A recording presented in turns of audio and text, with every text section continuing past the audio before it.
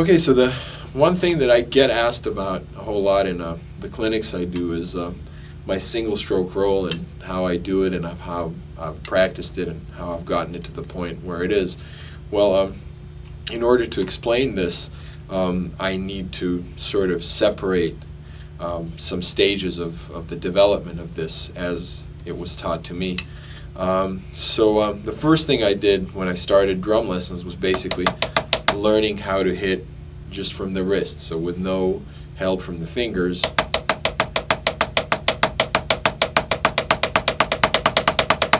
So basically full range of motion. What it does is it strengthens the forearm and it increases the flexibility of the wrist. You know, you can do it for a while in one tempo. You can also try to increase and decrease the tempo as you practice it. You know, there are many ways to get this thing going. The second thing that I was taught to start doing is to use the fingers. So after I gained control of this wrist motion, the next step was to just include the fingers into the same idea. So again, full range of motion, and the only difference is that the stick is traveling with the fingers and the fingers are actually doing the last bit of the hitting, sort of directing the stick into the head.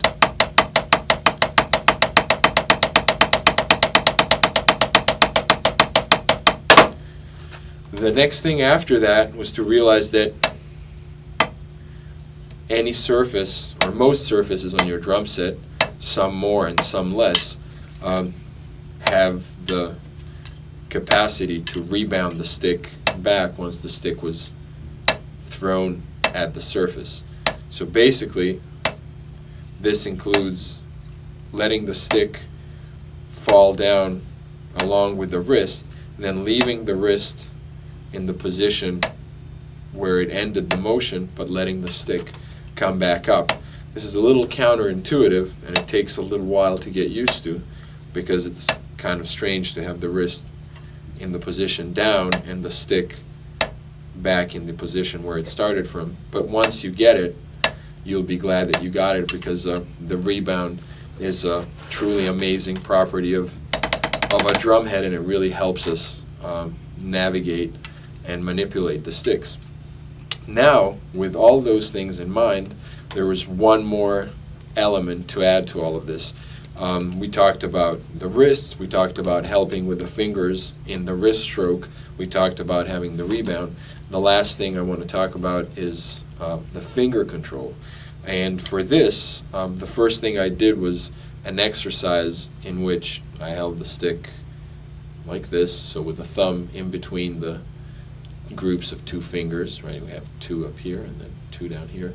Thumb in between, and then I would use the index finger to push the stick against the thumb toward my face, and then I would use the two bottom fingers to push the stick away. What this does is it really works on the muscle, which obviously I don't know the name of, but it's the muscle at the root of your thumb, which then acts as a stabilizer once you actually start playing with your fingers. So you do this first in the air, like air drumming, then you go to the drum head and do the same thing with both hands. So as you notice, there's no wrist motion involved. This is all about the fingers. So eventually, what this ends up doing for you is it creates this sort of a pillar effect with the thumb, where the thumb is, even though you're not pressing on the stick, the thumb is so rooted and this muscle is so worked out that it just keeps the thumb in one place, and what happens as a result is even once you start using the rebound, the stick doesn't fly left and right, which is what people mostly complain about when they're trying to do their finger technique. They say that their stick won't stay still. Well, it's probably because they haven't worked enough on the muscle that keeps the thumb in place, even though, like I said, the thumb, eventually when I'm using this in a playing position, the thumb is not exerting any pressure, but it's just there, like I said, by the force of the muscle that it's rooted in. And so now we have this whole finger thing, just like we had the wrist strokes in the beginning without any help of the fingers, this is now fingers without any help of the wrists. All of these together at different stages and at different volumes are components of my single stroke roll. So finally, if I'm just to do a medium loud single stroke roll, what I would use is basically all four of these techniques at the same time. There's the wrist motion, a little bit altered. It's not going up and down, or completely up and down. It's a little bit more turned out so that it's a combination between up and down and sideways. Then there's the rebound, obviously, and then there's the fingers that are participating as well. So when you put the whole thing together,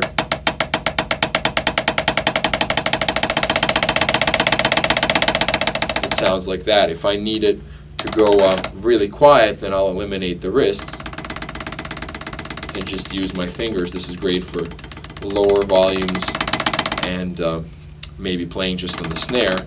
And then if I really need it to go loud, then I do something that I normally don't do, which is I actually employ some tension, and that tension actually will come from the shoulders. So when I'm really trying to play a fast and loud single stroke roll, what it turns into is I actually let everything from the wrist down be as loose as I can possibly make it, still trying to do all the things that I was talking about. So the wrists, the fingers still helping out, but really beyond all that, there's tension in the shoulders that, as you will see in a second, gets exerted and sort of powers or gives the momentum to the whole thing. Again, this is only for extreme cases of trying to play a very loud and very expressive, very fast single stroke roll that just doesn't get enough power from the wrists. This is rare, but when it does happen,